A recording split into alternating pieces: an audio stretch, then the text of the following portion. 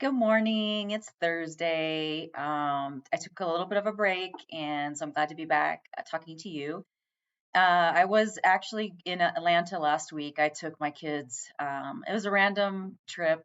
Just decided to go there. It wasn't a place that we'd been to before, but I also know that it's a city rich with a lot of history and culture, and it was a phenomenal trip. My children, they're 14 and 10, and they're just like sponges, and they just remarked at how much they had learned, seeing Dr. King's birthplace, the fire station that was important to him, the church that he pastored at. I mean, all of that really spoke to us. Being in a city filled with people of color, obviously, we felt like home. It was like home for us. One of the things that I gleaned, I mean, one of many things really, there was so much there. It made me proud of the work that we all do at HopeWorks, that we're continuing a lot of the work of the brave folks that, were involved in a lot of the civil rights movement and human rights as well. And so, I see homelessness as a human rights issue.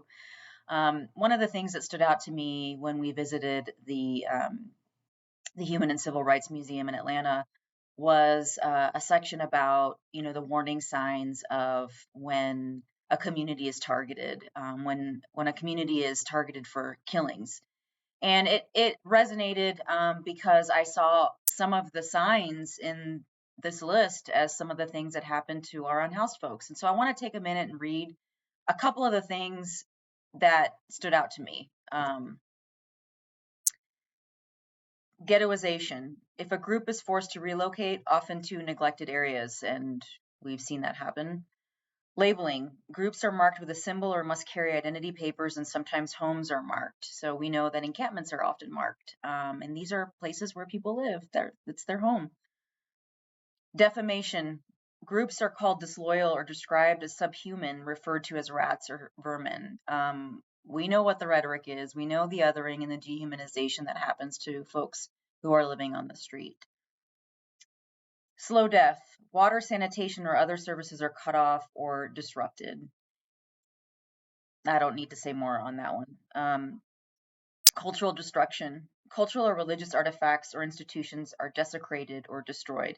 Now that's an interesting one, because if you think of your home as a sacred space and you've got your artifacts and things that are most valuable to you, if someone comes in and you're living in a tent and someone comes in and throws all your stuff away, I mean, isn't that desecration?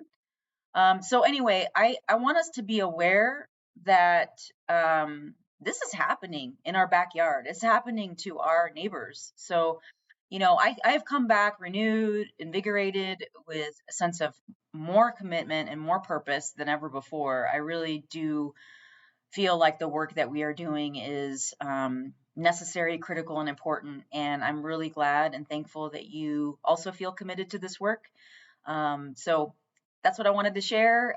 Please share this message with others and join me next week for more. Thank you.